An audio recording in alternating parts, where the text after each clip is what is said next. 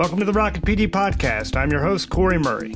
I'm a longtime education journalist and co-founder of RocketPD, here to bring you real talk with educators confronting what's broken in America's schools and hopefully offering up some advice and solutions about how to help fix it.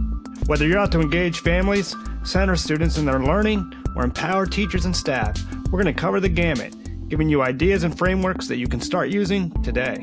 So what do you say? Are you ready to launch? Then let's get into it. So anytime there's a new technology that we see as kind of like a hinge of history of really changing things, obviously we're going to get a little bit worried about how it's going to impact what it looks like. That's the voice of educator, former school tech director, and Wall Street Journal best-selling author of Adaptable, Juliani. You know, I know kids have been cheating before November of 2022, but they've been cheating maybe easier since November of 2022 with ChatGPT. So first thing I would say is let's just acknowledge and put these fears and some of the concerns and challenges out on the table. As educators weigh the potential benefits of artificial intelligence with the inherent risks, AJ has emerged as a leading voice of innovation, experience, and reason on the topic. On this episode of the RocketPD podcast, AJ and I balance obvious drawbacks of the technology, like cheating and plagiarism, with its potential rewards. We talk about how, when deployed responsibly, AI is already helping educators improve decision-making, save time, and differentiate instruction. And so what we've seen across the country and around the world is that there's lots of folks, teachers, schools, parents, students that are using AI for good in all kinds of ways. And so we don't have to look very far, and you can find a lot of ways this is already happening in schools near you. Like what you hear? Stick around until the end, where AJ describes a cohort he's pulling together later this fall to help educators use AI for good in schools. AJ, good to have you. I know we're talking about artificial intelligence today, and I thought before we get into it here, I was just going to lob a couple of stats your way, because I dug up a report just before we jumped on the phone. And I think, when we talk about artificial intelligence, there's a lot of potential positives for schools, but also I think there's a lot of trepidation out there. We keep hearing about it. People want to learn how to navigate that in order so that they can use AI to their advantage. So I just thought I'd throw a couple of these at you and just let me know sort of what you think. But this report comes from the EAB, and one of the things it said was that this is for superintendents, by the way, and it said 97% of superintendents say they have an obligation to teach students how to use AI. So I think everybody's kind of agreeing that, hey, this is something that's here. It's something that we've got to figure out how to do. But the big problem that stuck out to me was it says still only 37% of people have a plan for how to incorporate AI into their classrooms and into their schools. And if you dig even further down, it says 84% of teachers in their districts are super concerned about students using generative AI to cheat and take shortcuts and do all of that other sort of scary stuff. So, we've got this thing where we have a lot of opportunity, but clearly there's also a lot of trepidation and a little bit of fear in schools. So I wanted to ask you, because I know you talk about this a lot with folks, how do you balance that? How do you get past the negative to get to the positive so we can start thinking about how to use AI for good in schools? Yeah, no, Corey, thanks again for having me on the podcast. And this is a question I get asked a lot. And, I liken it to the idea that, when the internet or computers came into education, there was a lot of fear and trepidation. Now there's fear of TV, right? Replacing teachers in education. So anytime there's a new technology that we see as kind of like a hinge of history of really changing things, obviously we're going to get a little bit worried about how it's going to impact what it looks like. And very early on, it will impact in some negative ways. I know kids have been cheating before November of 2022, but they've been cheating maybe easier since November of 2022 with ChatGPT. So first thing I would say is let's just acknowledge and put these fears and some of the concerns and challenges out on the table.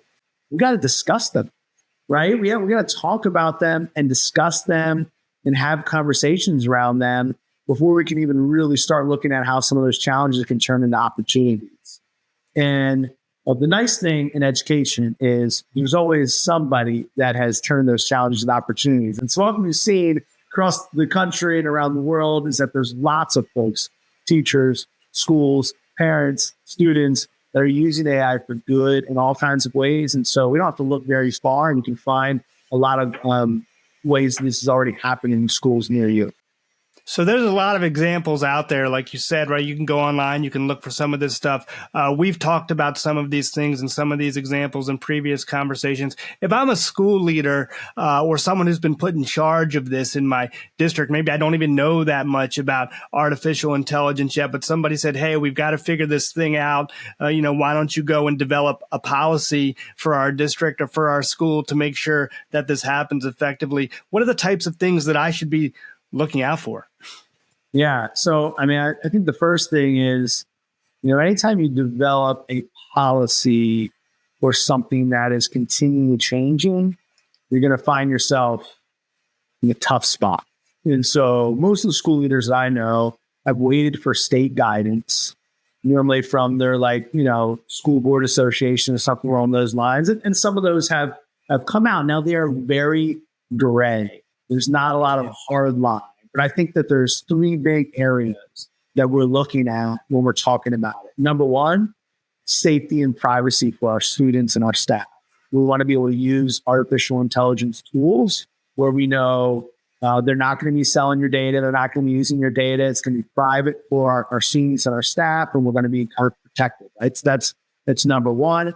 Most of the artificial intelligence tools in education put those privacy statements and are, either kind of talking out loud about how it looks like. If they're not, then it's kind of like, all right, don't look at that one. Then the second big thing is, your ethical considerations, which is how is this being developed? Where's the training data coming from? Is there bias involved? Right? Like all those types of things. And so for that, there's a lot of good resources out there. Common Sense Media has a lot of resources that you can use for looking at some of the different tools out there. But thirdly, and I think this is probably the big one, is what programs, devices, apps, things of that nature are you already using that now have AI built into it? Are you Google Apps for Education school? AI is building all the Google Apps for Education products now. Are you an Apple school? It's building all the Apple products now. Are you a Microsoft school? It's building all those things. And so really most schools, especially since the pandemic, or if they're not one-to-one, kids use devices, teachers use devices, you have built an ecosystem. What that you've already approved in your school district now is AI involved in it, and look at it from that lens first instead of worrying about kids going to ChatGPT. They don't need to. It's on devices and apps that they're already using. I'm so glad you said that. I've been thinking about this too, and I've heard you say it before, this idea that AI is not some new thing that comes in and you just use it. It's embedded into the things in a lot of cases that you're already using, because every company that has an educational app or a service that they've sold to schools at this point probably is thinking about how to integrate artificial intelligence into that solution to improve it. So this isn't really a matter of, do I want to use AI or not? It's a matter of AI is here. It's in the products I'm already using. How do I understand it better to make sure that it's being used responsibly and effectively? And then if you can do that, then it sounds to me like there probably are some really great opportunities for AI. So let's talk a little bit about, we waded into this with some trepidation, but we've done our due diligence. What does it look like when you start to unlock the power of artificial intelligence within some of these applications in your schools or with your students? Yeah, so I like telling people, Corey, that I'm not pro AI or I'm not anti AI. I see the benefits, I see the drawbacks, I see the pros, the cons. I'm a realist and understand that it is here and it's going to impact us, already is impacting us in the same way that internet, social media, phones, computer devices, all that have impacted us as well. And there'll be new departments, like tech departments have kind of sprung up and schools, that type of thing. So it's here to stay. To that end, I think we need to think about AI in two different ways in education, which is, number one, what are some ways that we can create assignments that are AI resistant? We don't always want students to use AI, but since it's embedded in all these different types of things, what are some ways that we can create some AI resistant? What does that look like, right? Well, maybe that looks like instead of giving students a writing assignment and saying, hey, you have 2 weeks to do this and doing it at home most of the time, it's more writing in class and you're sharing with the peers and you're having draft back, a Chrome extension that shows your writing show up. And there's a whole lot more, focus on the process and revision, or maybe it's, doing some things by hand or doing some more project-based things. There's a whole host of AI resistant. But then on the flip side of that, also, how can we have AI compatible learning? And for me, this is the big piece I think most folks are kind of wondering, like, what does that look like, AI compatible learning? And so the first thing that I always tell folks they got to start with is you got to address them in every assignment. And we like using something called the traffic light protocol. It's kind of really made famous from Garden Valley School District, which is in Pennsylvania. It's used all around the country right now. And basically, it's on every assignment, you're sharing a red, yellow, or green. Red means, hey, no using AI on this, no talking with peers. I want it to be your thinking. Yellow is you can ask for permission and get permission to use it for certain tasks. And green is we're letting you use it for certain things. And then really thinking about, well, what does this look like, right? For green, we may say, hey, I want every single writing assignment, my students using Grammarly and that AI to fix their grammar, their conventions, all those things, so they have more time writing and thinking. Maybe it's having students, instead of checking their work in the back of the math book for the right answer every odd question, maybe it's them using PhotoMath, using ChatGPT 4.0 to kind of look and explain if they're getting stuck on a math problem, using it as a tutor that way.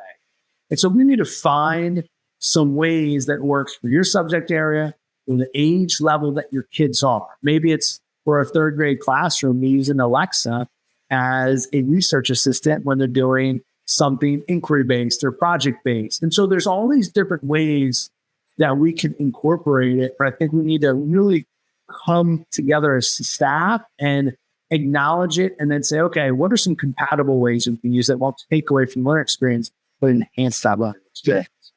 It's funny you said that. The Olympics are going on right now as we're recording this, and there's a huge ad campaign during the Olympics. I don't know if you've seen it, for Google AI and some of the stuff they're doing around search. And one of the ads that was on last night, I was kind of shaking my head because the ad came on and it was a dad, and he was talking about his daughter, and his daughter was a runner, aspiring runner, and she wanted to write a letter to one of the medalist track stars about, hey, I really look up to you. I want to be a runner too one day. And the prompt that Google used in the ad was, Google, can you write a letter for my daughter to this person? Yeah. And in my head, I'm thinking they could have worded that a little bit differently and maybe said something like, hey, Google, can you help my daughter think of questions she might want to ask? Yes. We don't want necessarily AI to do things for us in the classroom. We want AI to be able to augment the learning experience and to improve the learning experience or generate different ways of thinking so that we can be more efficient and effective as educators, or to help students maybe think about things maybe a little bit differently than they otherwise would. So what do you think about that? I mean, how do you balance sort of like the ease with which you could ask AI to do something for you with this idea of let's use it as a learning tool and unlock its potential that way? Yeah, listen, anytime there's a new technology, I remember when Word first came out the first time, and spell check, all those different types of things came out, and just as a student thinking it was amazing, but teachers kind of wondering, we have to teach grammar anymore. We have to teach spelling anymore, right? Everybody brings up the calculator analogy, that type of thing. Yeah. For me, I see that tech companies really are focusing on how to make life easier, on how to take things off your plates. And so from a teacher perspective, if it can help you plan and prep and assess and all those things, that's a great thing. But from a student perspective, we want kids to learn still, right? And to find that struggle in learning and try new things. And so For me, I really like to think about the positive uses of AI more like a creative learning partner. Something that can give you feedback, that can give some guidance, that can help you along these ways. It's why I pretty much tell everybody in schools, like, I wouldn't have my kids use ChatGPT because it does the work for them.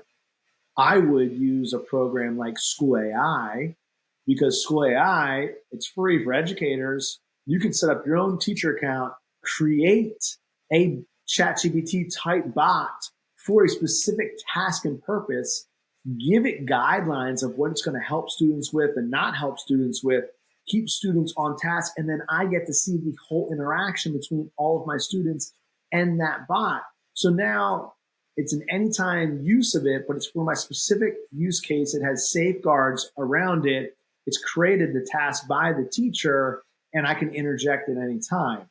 Think about the power of that, right? Yeah. The power of that is like, okay, you always wonder, oh, how are students using Google or Wikipedia? Now we know. I know exactly what their process looks like. They're writing when they're getting feedback. I see what the feedback is. I can interject at any point in time. So now that AI is assisting the students, it's also assisting me as the teacher to see where my students are at. And they're using it with a purpose instead of just kind of having it do the work for them. And I think that's where most folks, Corey, are a little afraid of, is because it has the ability to do that. Can we scale it back to have it do other things, or are we just going to have to turn it off? And that's my big thing is you can't really turn it off. It's embedded in everything we already have. So let's try to focus on using it with a purpose.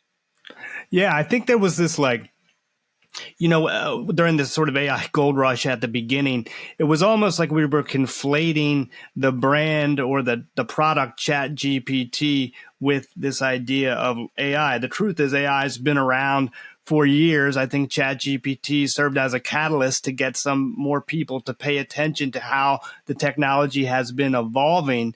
But it sounds like, if you're an educator, that there are a lot of other options out there besides just the one you might have heard of, really, which is ChatGPT, that can really help you do things in a much more structured and creative, hopefully responsible way too. Yeah, no, there's plenty out there that are made for education and for real purposes that we could use in the classroom. So let's talk about administrators for a second. We've talked a little bit about students, right? And this notion that we kind of have to do this dance, right? We've got to make sure that kids are using this responsibly. We've got to make sure we're thinking about how they're using it and how they're applying it. But what about administrators? Because we've talked about this too, this notion that AI isn't just for kids to use in the classroom. It's not just for teaching and learning. It can also be used in a lot of ways to help school leaders and administrators be more efficient and effective, particularly around time management, particularly around things like decision making. Can you talk to me a little bit about how AI is kind of working its way into that part of the school organization? Yeah, as a school leader, a lot of our time, and I know this from firsthand experience as a school leader, is really set of like, hey, here's my plan for the day, and then I got to put out 18 fires. It's like, I wanted to get this done and be proactive in this and work with this, group of teachers and this committee and this group of parents. But all of a sudden now I got to deal with all these issues that arise. And so the first thing I think about as a school leader is it can hopefully give you back some of that time, right? So much of that is touch points that we have to do with the human nature, and some stuff that you don't necessarily need to do, like the paperwork, those different types of things. That's where AI can help out with time management, doing things done. Like it's something as simple, Corey, as like in a meeting, I just use my AI in Zoom or any type of program that I'm using, like Otter.ai. It'll take all the notes for me, jot it down, give me a summary of what the meeting was about, be able to share that summary out with my staff or whoever needs to see it. But that saves hours of time a week from you having to write a memo or an email or something like that, and frees up time to do other things. One of the biggest ways that I see AI working for school leaders is how it helps them in a lot of different areas that maybe they're not an expert.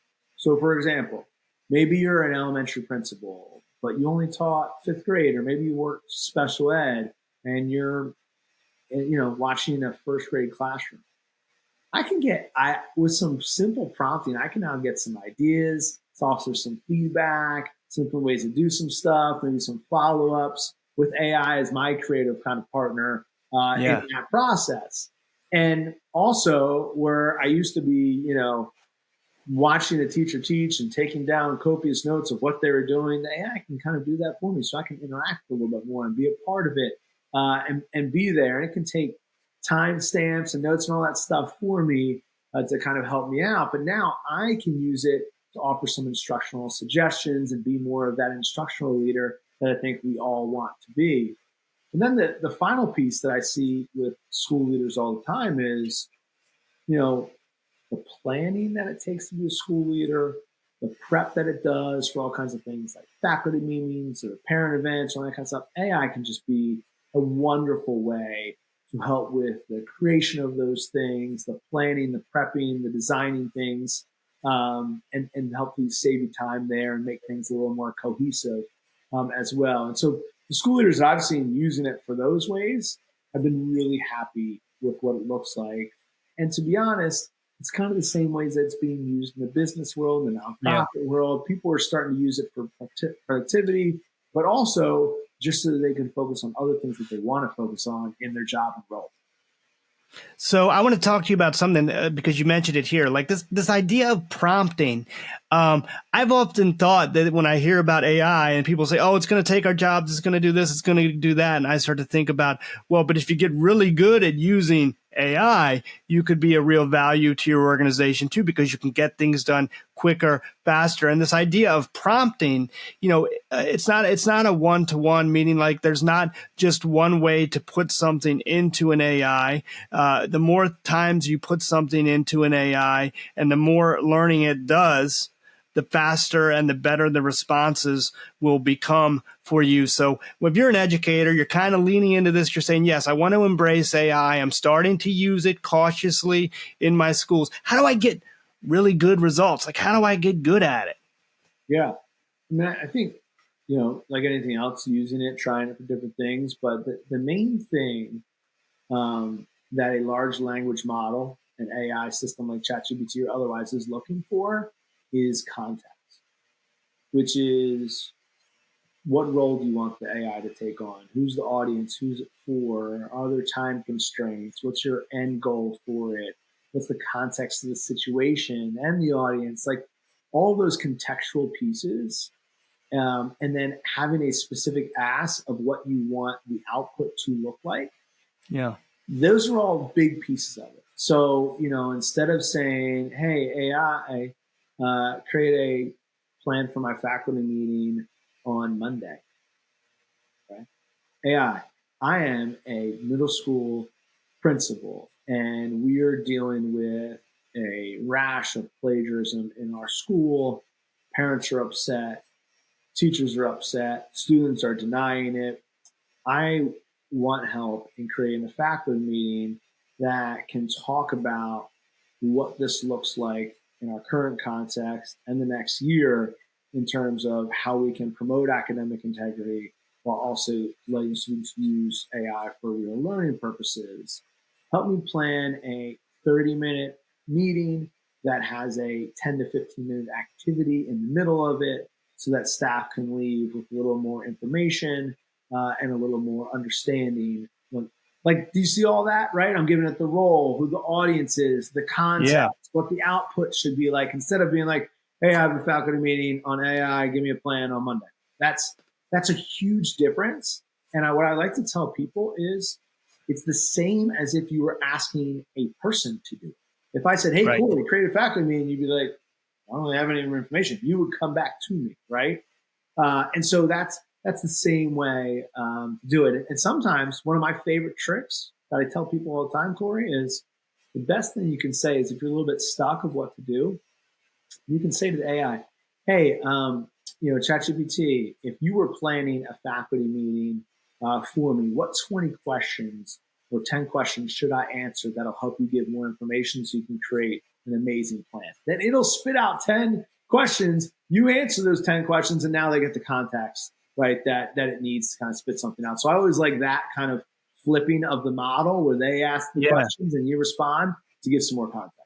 So the more you put into it, the more you get out of it, really, like anything in life, right? You need to think about the context and then think about what you want to achieve. It's not simply, like we said, a one-to-one where you put it in and you get the perfect answer. Like, it learns alongside with you, and the more information that you guys kind of bring into the conversation together, the closer you're going to get to a better end result. That's pretty cool. And I again, like, I think the first time when I first started playing around with this stuff anyway, I didn't realize that it's not until you get in and you start kind of tweaking your prompts a little bit and thinking about the information that you're putting in, do you start to get better returns on the other side. So I think it does take a little bit of time. I think, with educators in particular, time is not necessarily something we have a whole lot of. And so you're thinking to yourself, wow, this is supposed to save me time, but now I've got to learn how to use it. How do I balance that? Yeah, listen, I think that this happens a lot, right? And not just in education, but in any field, right? If there's a new surgery that a surgeon can learn, a technique that's going to save more lives, you got to learn it, right? Like, that's what happens. If, new eco-friendly requirements come down for a contractor or a builder, they have to adjust. And so here we are as educators. We always have to be adaptable. We always have to be flexible because the world's always changing, which means the kids are always changing, which means they're always coming into our schools, which we kind of run. And this is another moment. What I'm most worried about with this moment, to be honest, Corey, is, I don't know, do you remember when there was school one-to-one initiatives and we would roll out? Oh yeah, I mean, that was late 90s, sort of mid 90s, right? Yeah, everybody had a laptop, everybody had a tablet. Yes, right. So when that was happening, we had these big professional development plans, 3 to 5 year plans. They hired technology coaches for districts. They had all this training that we're going to do with people. And even then, with all of that, there still was laggards that are like, this is just going to be a fad. And it wasn't until the pandemic, when they had to do it, that a lot of people were like, oh, I guess I get it for my job, to get on. I think that this is much more of a case like the pandemic than it was with those rollouts. You can't stay away from AI unless you got rid of all Microsoft, Apple, and Google products. You got rid of all devices that connect to internet. Yeah. You got rid of all at-home assignments, which we're not going to do. So here it is. And I think a lot of people, you mentioned in the beginning, realize it's here, those superintendents, but only 37% have a plan. And it's because, how do you plan for something that's already here? Yeah. It's changing so fast. And so what I see is people thinking a little bit too much, like, oh, what can we do for our plan next year? And it's like, no. Let's just get using it right now.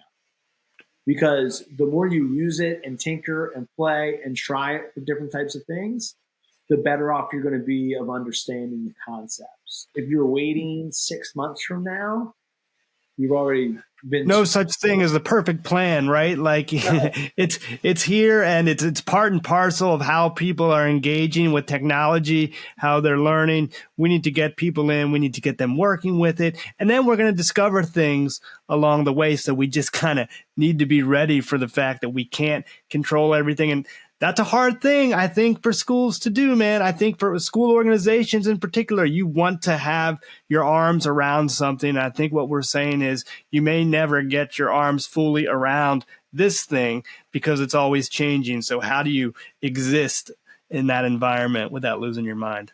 Yeah, and I'll tell you what, I also think that we have to, while exploring it and trying different things, we also have to be very mindful of there's going to be second order effects.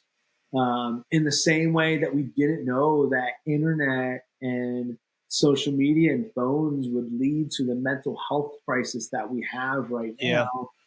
We're not exactly sure what AI is going to lead to and how it's really going to impact us in the years to come.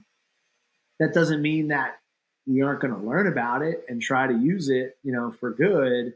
And I think that's where, not that I have an argument, but I'm kind of saying to folks, you just got to be a realist here in the fact that it's not going away. And yes, we shouldn't use it all the time for everything. We definitely shouldn't. But we should have students learn it for some reasons because, my brother's a lawyer. They're using it at his firm, right? My best friend's a chief medical officer. They're using it in the hospital. My other friends in construction, they're using it. Like every field where I know folks, they're using AI for something. Maybe not for everything, but for something. And so if we're preparing kids for college and career, and the fastest growing role and job in 2023 and beyond is AI machine learning specialists, then we better kind of open up to the idea that this has to be a part of our education experience in some way, somehow. Yeah, it's a really interesting point. Some of the things that we're most scared of AI about are things like, enabling plagiarism, right? Allowing people to cheat on an essay or on a test. But there's a reality here which says that AI is going to be baked in to everything that we do for the rest of our natural lives, right? So in thinking that way, it's kind of like, despite the challenges, the near-term challenges that we have, if our long-term goal is to prepare students for their future, we really have no option, right? Yeah, and it's it's not there's no option. It's the option of living in complete kind of fear and just shunning it, which is where a lot of people are at, towards kind of saying, you know what, I don't need to necessarily fully embrace it, but I got to acknowledge it, right? I got to acknowledge it's here. It's a part of our learning. It's a part of our lives. And so how do we teach knowing that this exists today? So I know that you've been talking to a lot of folks about this. You've been integrating a lot of these lessons and ideas in your own work as you travel around the country. You're probably a little deeper into this than some of the folks that are listening to it. I think, I'd ask you, because you've seen everything at this point, right? If you had to give yourself one piece of advice relative to how you kind of just wade into this AI thing without necessarily getting overwhelmed or tripping over yourself, right? What would it be? What would you tell folks? Yeah, I would say it couldn't just be one, right? I would give two pieces of advice that I kind of give everybody. The first is start using this yourself and figuring out how it works for you, right? What are some of the benefits for you? And then the second thing is find, especially as a school leader, find a couple core AI tools, and they can be built into your already pre-existing ones. Say you're a Microsoft district and you're going to use Copilot, right? That's completely fine. Find a couple core tools that you think will benefit your teachers first and your staff first, and dive into those a little bit and get them using them. And then they will in turn find some uses for the students. What happens sometimes with technology is that we think about the students first, which is our ultimate goal. But if we just think about the students first, and us as school leaders and teachers have not used this, and now we're just having students use it, we're missing all that context, all that understanding. And I think that's a scary place to start. And so I would say start with the adults, have it trickle down a little bit to the kids, and we'll be at a much better place of figuring this stuff out. I love this notion of empowering our teams, our teachers and staff, kind of helping them manage some of the fear by getting used to the technology so that they can in turn empower their students to embrace AI and use it effectively, not just in school, but like you said, in their future.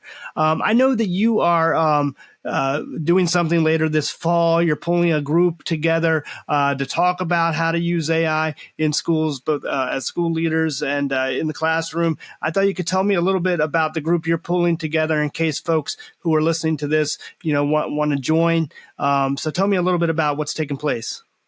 Yeah, so we're pulling a cohort together, and registration is open. I'll make sure you get the link that you can share it out. But basically, it's how to use AI to become a more efficient and effective K-12 administrator.